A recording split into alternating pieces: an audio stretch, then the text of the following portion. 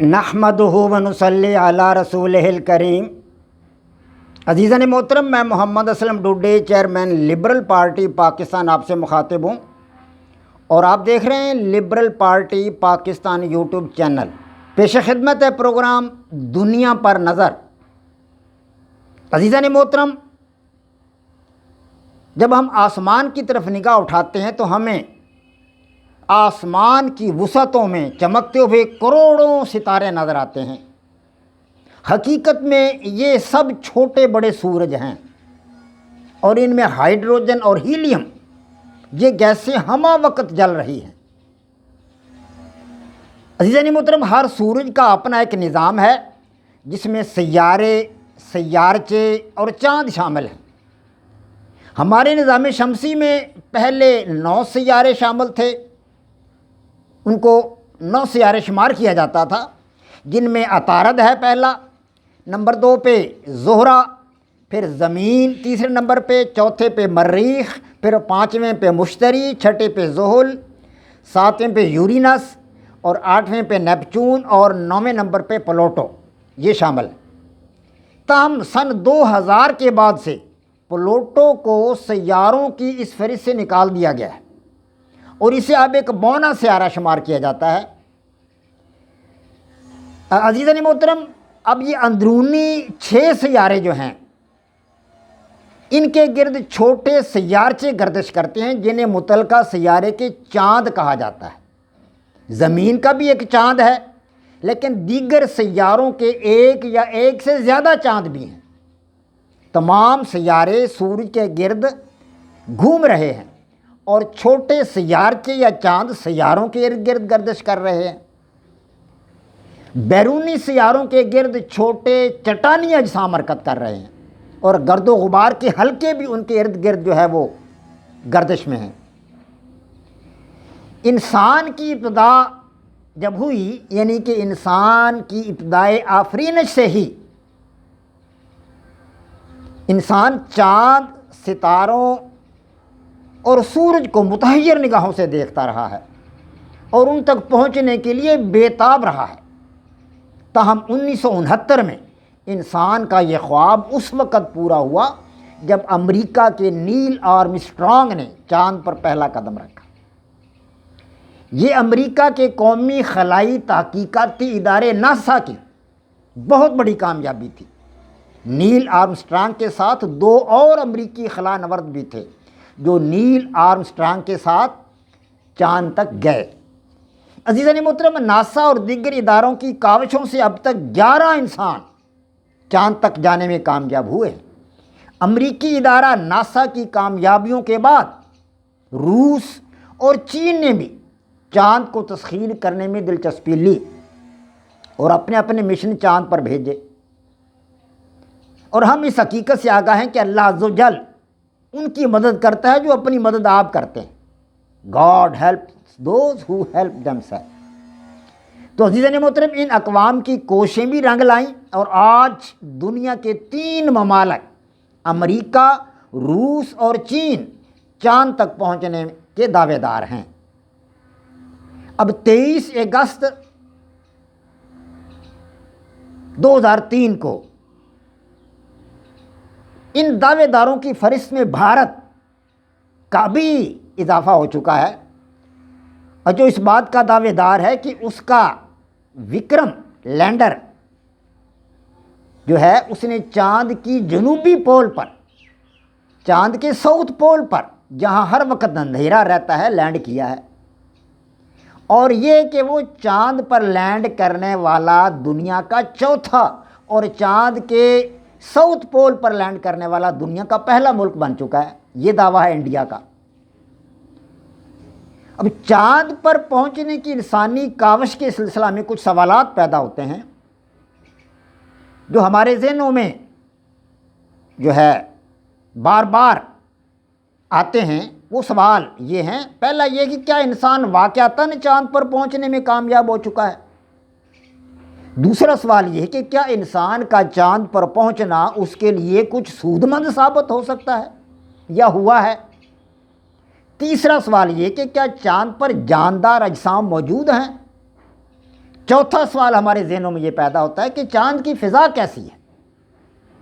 پانچواں سوال یہ ہے کہ چاند پر موسم کیسا ہے؟ چھٹا سوال جو ہمارے ذہنوں میں پیدا ہوتا ہے وہ یہ ہے کہ کیا وہاں ہوا اور پانی موجود ہے؟ ساتواں سوال یہ پیدا ہوتا ہے کہ کیا چاند پر انسانوں کی آباد کاری ممکن ہے؟ سائنس کے میدان میں ہونے والی روز افزوں ترقی اور خاص طور پر خلائی سائنس میں ہونے والی پیش رفت سے 90% یہ بات درست لگتی ہے کہ امریکہ، روس اور چین جیسے ترقی یافتہ ممالک واقعتاً چاند کی سطح تک پہنچنے میں کامیاب ہو چکے ہیں۔ تاہم ان ممالک نے چاند پر پہنچ کر جو معلومات دنیا کو دی ہیں، جو معلومات ہم تک بہم پہنچائی ہیں، وہ متحیر کن ہیں۔ ان میں سے پہلی بات تو یہ ہے کہ چاند پر فضا موجود نہیں ہے، یعنی چاند پر ہوا موجود نہیں ہے۔ اس کا مطلب یہ ہے کہ اگر ہوا موجود نہیں تو آکسیجن بھی موجود نہیں۔ جب آکسیجن موجود نہیں تو وہاں پر جاندار زندہ ہی نہیں رہ سکتے۔ ہوا کے بغیر تو ہم جانتے ہیں کہ جاندار زندہ نہیں رہ سکتے۔ ہوا کے بغیر جانداروں کا زندہ رہنا ناممکن ہے۔ زندہ رہنے کے لیے آکسیجن کی ضرورت ہوتی ہے۔ اس کے ساتھ ساتھ ہوا کے بغیر ایک فرد دوسرے کی بات بھی نہیں سن سکتا۔ ایک دوسرے کی بات سننا ناممکن ہے۔ ہوا تو ایک توانائی ہے، آواز جو ہے یہ تو ایک توانائی ہے۔ جب منہ سے ہم آواز نکالتے ہیں تو ہم ایک توانائی پیدا کرتے ہیں، وہ توانائی ہوا کو آگے دھکیلتی ہے اور ہوا کے اندر لہریں پیدا ہوتی ہیں۔ یہ لہریں دوسرے آدمی کے کان تک پہنچتی ہیں اور وہ آواز سنتا ہے۔ جب ہوا ہی موجود نہیں ہوگی تو ایک فرد کی بات دوسرا فرد سن ہی نہیں سکتا۔ جب چاند پر ہوا موجود نہیں، چاند پر آکسیجن موجود نہیں، چاند پر فضا موجود ہی نہیں ہے تو ایک دوسرے کی بات سننا ناممکن ہے، زندہ رہنا ناممکن ہے۔ آکسیجن نہیں ہے تو زندگی ناممکن ہے، جاندار کی زندگی ناممکن ہے، انسان کی زندگی ناممکن ہے۔ اور اب دوسری بات یہ ہے کہ چاند کے جس حصہ پر امریکہ، روس اور چین اترے ہیں وہاں پانی بھی موجود نہیں ہے۔ اگر پانی موجود نہیں ہے تو وہاں آکسیجن پیدا کرنا بھی ناممکن ہے، زندہ رہنا ناممکن ہے۔ کیونکہ زندگی جو ہے وہ تو آکسیجن کے ساتھ ممکن ہے یا پانی کے ساتھ ممکن ہے۔ اگر چاند پر پانی ہوتا تو یہ کہا جا سکتا تھا کہ پانی سے آکسیجن بھی بنائی جا سکتی ہے، وہاں زندہ رہا جا سکتا ہے آکسیجن کی مدد سے اور پانی کی مدد سے زندگی ممکن ہے۔ اور تیسری بات یہ ہے کہ چاند کی سطح پر دوسرے سیاروں، سیارچوں وغیرہ سے آنے والے پتھر وقتاً فوقتاً برستے رہتے ہیں اوپر سے تو اگر وہاں پر کوئی بستی بنائی بھی جاتی ہے انسانوں کی بالفرض محال آکسیجن حاصل کر کے یا پانی حاصل کر کے تو ان کا زندہ رہنا ناممکن ہے۔ اوپر سے پتھر گرتے رہتے ہیں۔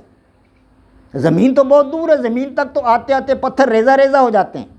آپ تجربہ کر کے دیکھ لیں، اپنے مکان کی چھت پر آپ کوئی برتن رکھ دیں صاف کر کے، اگلے دن آپ دیکھیں گے تو اس پر گرد پڑی ہوگی۔ یہ گرد کہاں سے آئی؟ ہماری فضا کے اندر گرد موجود ہے، زمین کی فضا کے اندر گرد موجود ہے، یہ اوپر سے آتی ہے۔ اوپر سے جو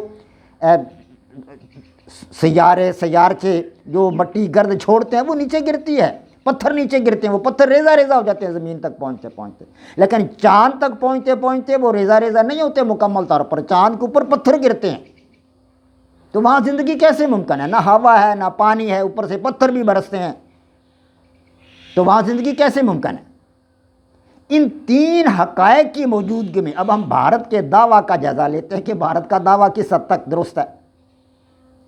تو عزیزان محترم، حقیقت یہ ہے کہ چاند کے بارے میں ناسا، ویسٹرن یونین یعنی مغربی دنیا، روس اور چین مکمل تحقیقات کر چکے ہیں، اور وہ چاند کو ایک بے آب و گیاہ وجود سمجھ کر اس خیال کو ذہن سے نکال چکے ہیں کہ وہاں زندگی ممکن ہے۔ اس لیے اب وہ چاند پر اپنا سرمایہ ضائع نہیں کر رہے، وہاں زندگی ممکن نہیں ہے۔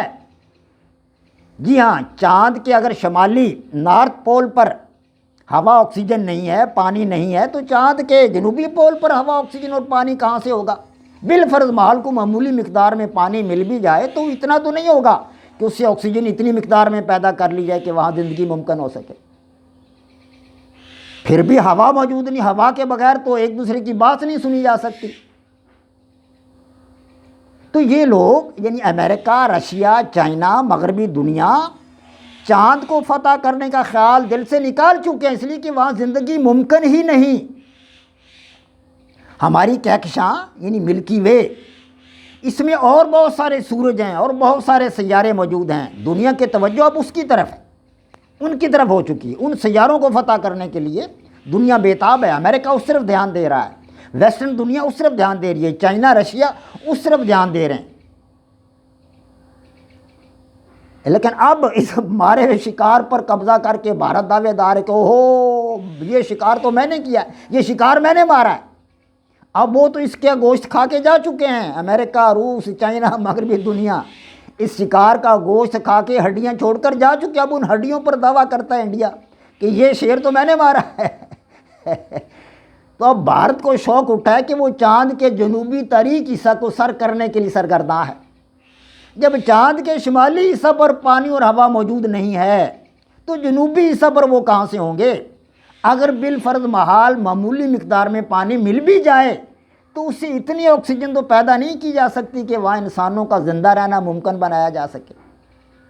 دراصل چاند پر جانے کا دعویٰ بھارت کا ایک سیاسی سٹنٹ ہے اور ڈھونگ ہے، اور 2024 کا الیکشن جیتنے کے لیے پلوامہ اور بالا کوٹ کے ناکام مارکوں کی طرح بھارتی عوام کے ساتھ بولا جانے والا یہ مودی کا ایک بہت بڑا جھوٹ ہے۔ بی جے پی کی حکومت کا، اس کے سربراہ مودی کا یہ ایک بہت بڑا جھوٹ ہے۔ عزیزان، اس مقصد کے لیے امریکہ، یورپ، یورپی یونین، روس اور چین کے سائنسدانوں کی مٹھی گرم کر کے انہیں چپ کرایا گیا ہے کہ وہ خاموش رہیں اور ہم جو کچھ کہہ رہے ہیں اسے قبول کریں۔ اس کی تازہ مثال یہ ہے کہ بھارت نے اس کے عوض اپنے 2 بڑے صوبے اروناچل پردیش اور لداخ چین کے حوالے کر دیے۔ چند روز قبل ہی چین نے اپنے ملک کا ایک نقشہ جاری کیا ہے، نیا نقشہ، جس میں اروناچل پردیش اور لداخ کو چین کا حصہ دکھایا گیا۔ لیکن بھارت اس نقشہ پر خاموش، ابھی تک بھارت اس نقشہ پر خاموش۔ بھارت کی اس خاموشی کو حقیقت میں ایک بہت بڑا مفہوم دیا جا سکتا ہے، اور یہی سچ ہے۔ وما علینا الا البلاغ۔ پاک فوج زندہ باد، پاکستان پائندہ باد۔